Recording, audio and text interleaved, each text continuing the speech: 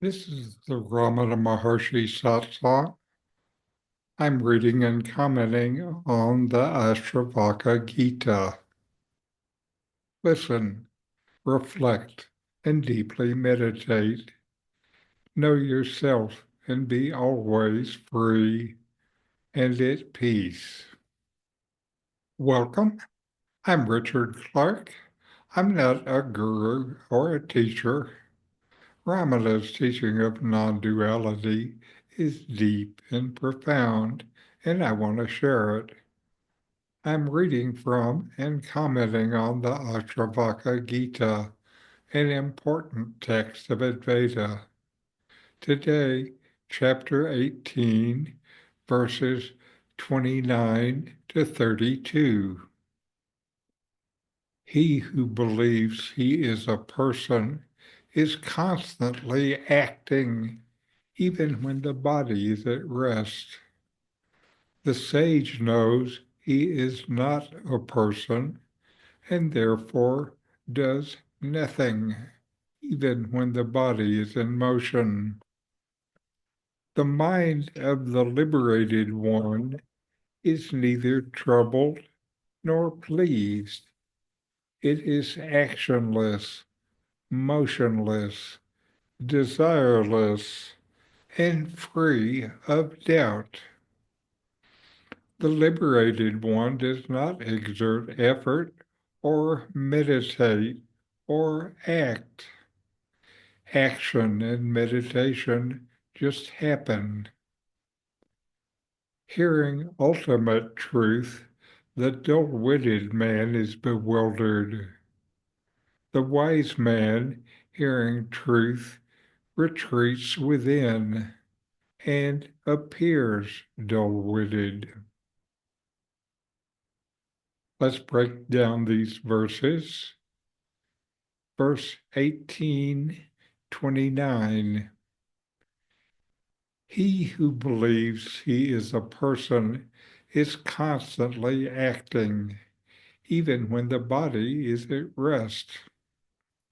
The sage knows he is not a person and therefore does nothing, even when the body is in motion. This verse points to the illusion of personal identity. When you believe yourself to be a separate person, your mind is always busy, churning plans, judgments, regrets, and imagined futures, even when you are physically still. But when you know yourself as pure awareness, the sense of doership disappears. You can walk, talk, and move through the day, but there's no inner sense of acting, just spontaneous functioning. The sage is at peace not because the body is still, but because the self is never involved. Ashtavakra offers a radical truth. Your sense of, I am doing this, is not real. It's assumed. You may feel like you're the one making things happen, but that sense of agency is part of the dream of being a person. As long as you think of yourself as a separate someone, life feels like a series of choices, duties, and plans. But when you know yourself, pure awareness, there's no longer a need to become anything. Life flows on its own. You can cook, walk, listen, and speak, but without the burden of being the one responsible for it all. Everything just flows as it will. This is where true peace begins, not in stopping the world, but in stopping the belief that you're the one moving through it. 1830. The mind of the liberated one is neither troubled nor pleased. It is actionless, motionless, desireless, and free of doubt. Here the nature of the free mind is described. It's not swinging between happiness and suffering. It's untouched by emotional reactions. You might imagine this as dullness or numbness, but that's not it. The liberated mind isn't frozen. It's just not caught up in an identity.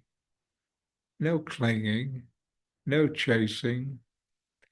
It doesn't lean into desire, nor does it resist life. It doesn't need to choose, fix, or figure things out. It's clear, open, and still, like a vast sky through which thoughts pass without leaving a trace. Ashtavakra offers you a clear portrait of freedom, no grasping, no resistance, no internal storm.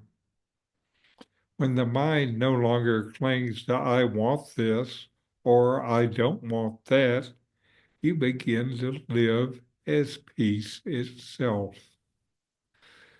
This isn't about suppressing emotion.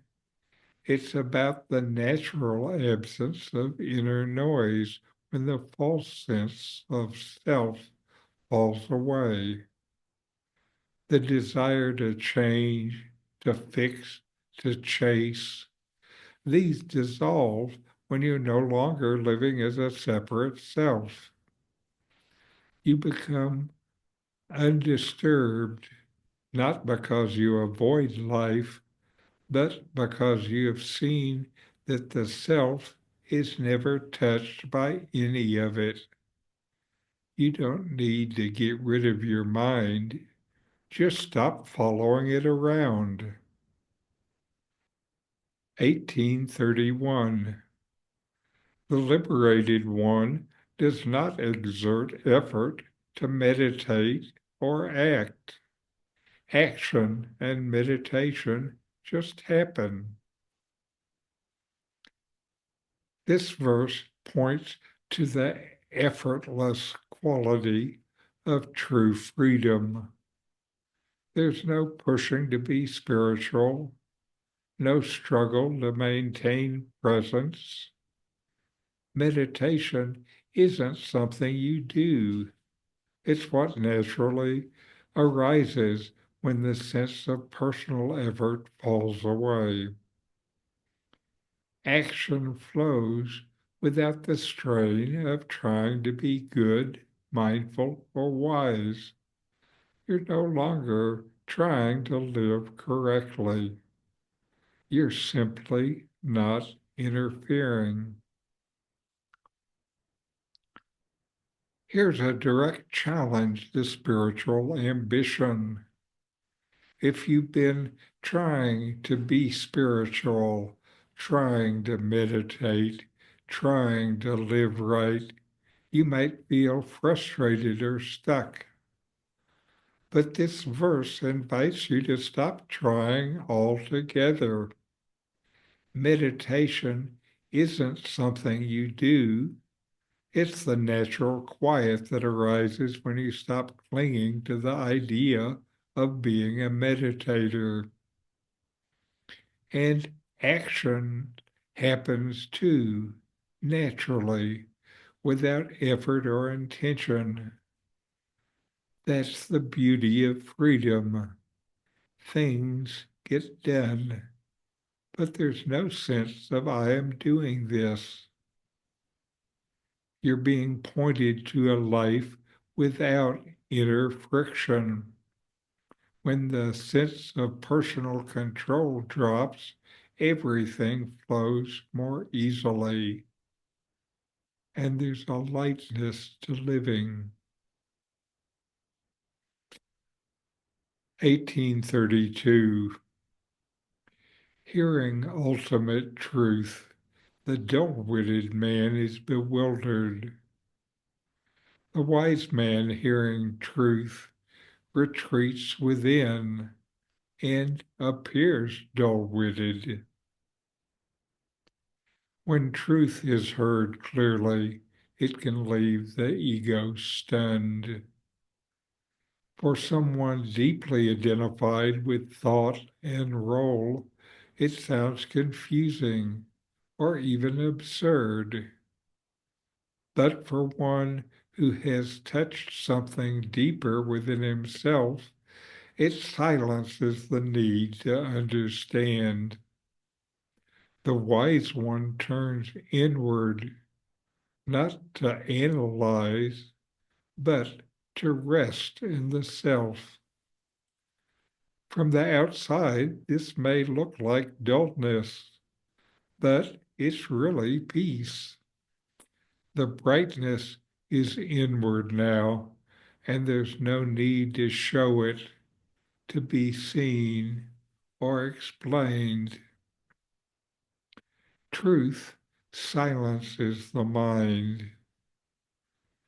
Dropping identification as the ego I silences the mind, since the mind revolves around that ego I.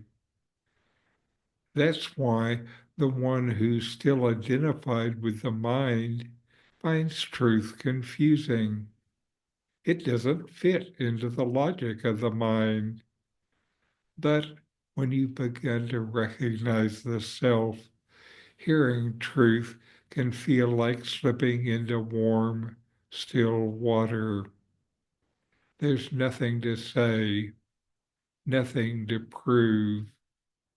You may not be able to explain what you know, but you know it from deep within. And that can be mistaken by others as dullness. But inside, you are steady, quiet, aware. You don't need to convince anyone. You just rest as awareness. This verse reassures you. You don't have to look wise or sound insightful. The real wisdom is in the stillness. This is who you are.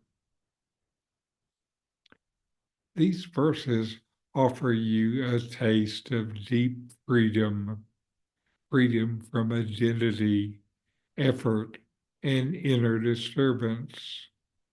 They encourage you to stop pretending to be someone and simply rest in the peace of your own self, where nothing needs fixing and nothing is missing. And now a satsang discourse from Nome.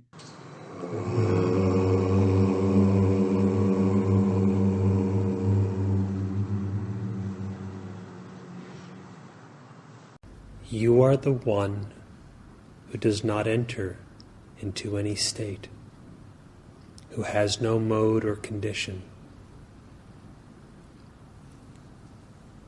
who is never active, but who is ever formless being and unmodified, immutable consciousness. If there is a state, if there is activity, you are all that.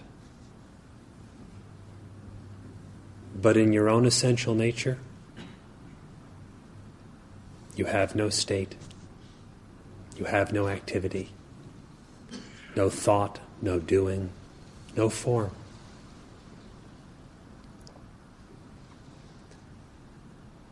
Whatever be the state of mind,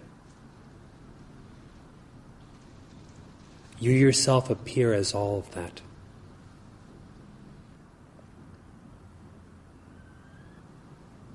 You yourself appear as the experiencer of that state. You appear as the state itself, and then again as if one within the state.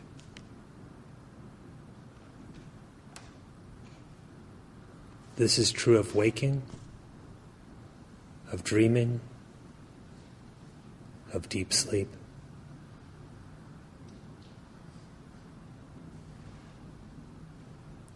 When waking, when dreaming, when deep asleep, still you ever remain transcendent of all that. You are not that which appears in such states, nor are you actually the experiencer of such states, but you ever remain as pure being, as pure consciousness, which does not wake, which does not dream, which does not sleep.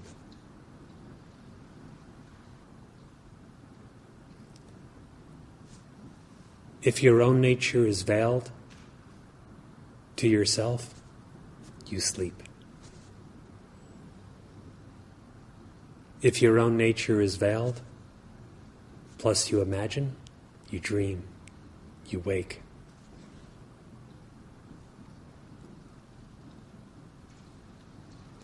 The waking one appears as the waking state. The dreaming one appears as the dreaming state. The sleeping one appears as the sleeping state. Once we feel we are in such states, in any of the modes of those states, such as the various mental modes that one is aware of in the waking state, once we feel we are in those, we naturally strive for liberation. And consider liberation a state beyond those modes. Then further, a state beyond these three states of waking, dreaming, and sleep.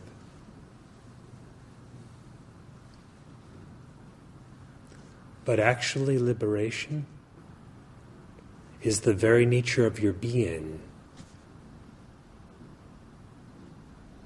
That being which is never in any other state, which has no state of its own, but just is existing, without change, without condition, and certainly without any limitation. When we inquire, according to the Maharshi's instruction, who am I? We cease to regard ourselves as having any of the attributes of those modes of mind. We cease to regard ourselves as being one who appears within those states, such as waking or dreaming. We cease to regard ourselves as even being an experiencer of such states, such as a waking experiencer, a dreaming experiencer, a sleeping experiencer. For what you are in your own nature is not an experiencer of anything. You are not the individual or ego, whether appearing heavily defined as a body with attributes, personality, and what have you, or more vaguely defined as one who passes through these states, experiencing various modes of mind. All of that pertains to the individual. But being is absolute. The self is no individual. This self, which is not an individual, is certainly not embodied, is who in truth, what in truth you are. It is delusion to imagine otherwise. To inquire, who am I, is to resolve or dissolve that delusion.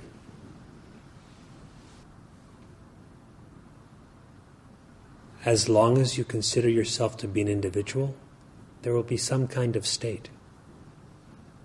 And within that state, innumerable experiences corresponding to the quality of that state.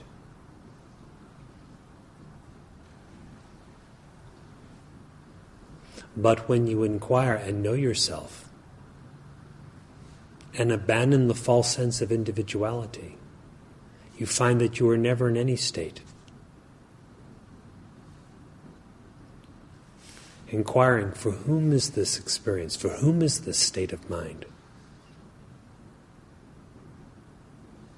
We find that we are not the individual, not the experiencer, for whom that state supposedly pertains.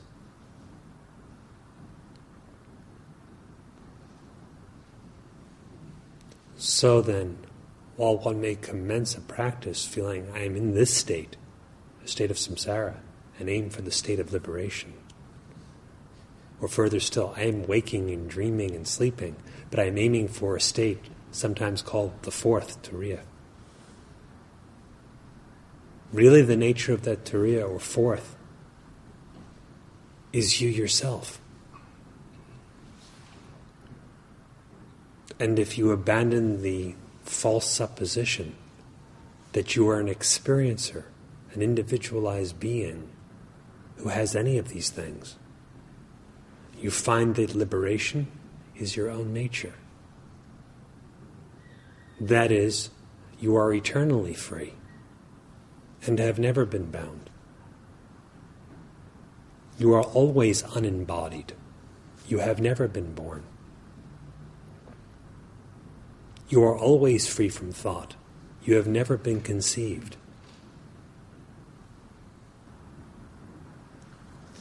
Cease to misidentify, and in self-knowledge, just see what state is yours.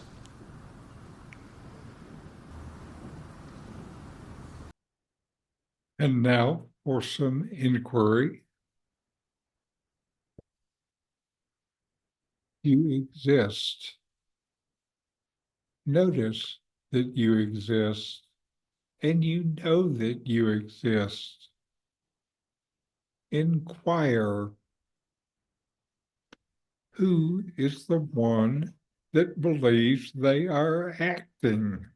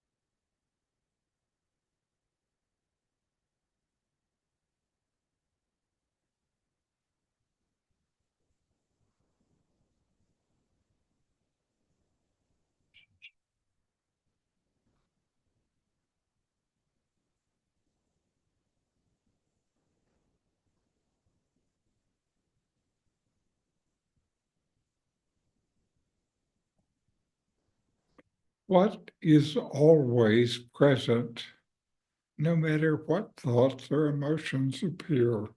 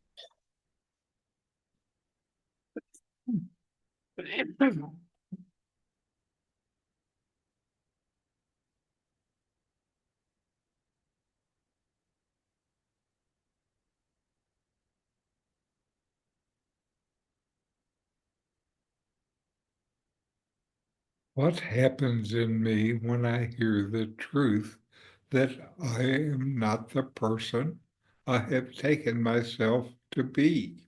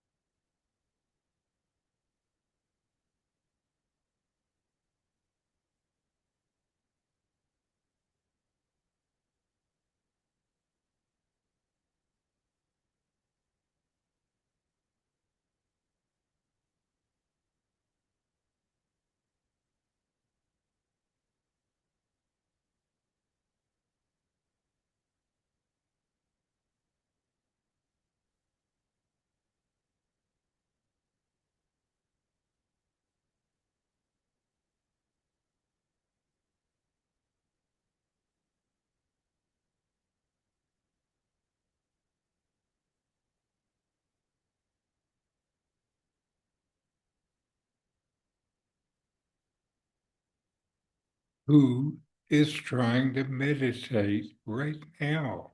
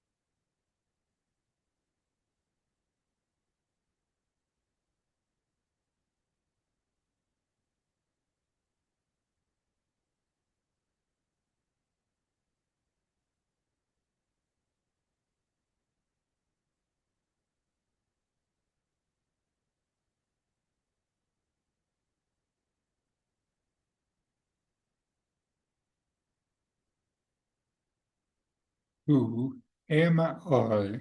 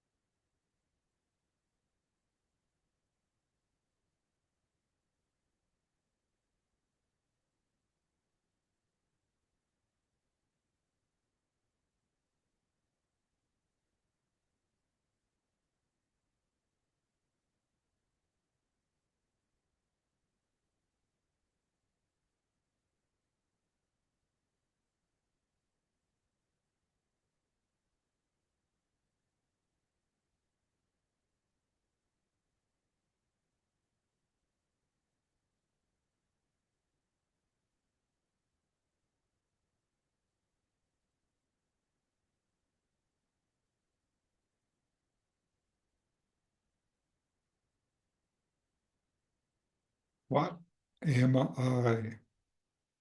What is the nature of my existence?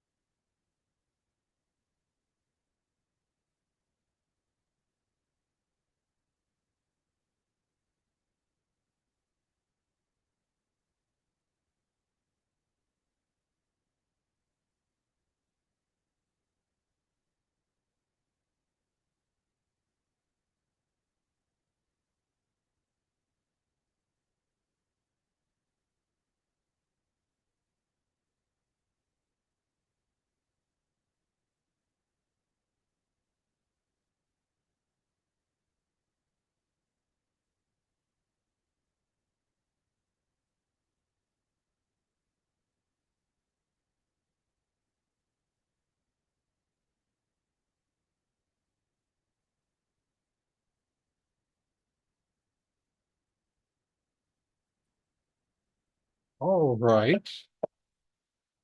And we'll close with a short chant. Om